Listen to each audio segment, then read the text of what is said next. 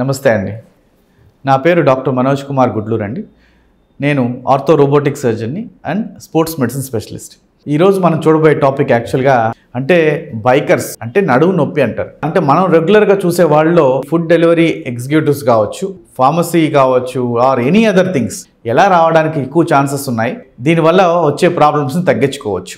నా ఓపీడీలో అయితే మాకు వచ్చే ఒక 100 మందిలో 30 మంది ఈ నడుము నొప్పితో బాధపడుతున్నారండి. ఇది నార్మల్ స్పైన్ అండి. ఇది ఎస్ షేప్లో ఉంటుంది. సో ఎప్పుడైతే ఎస్ షేప్లో ఉంటుందో ఇది కరెక్ట్గా ఉన్నట్టు.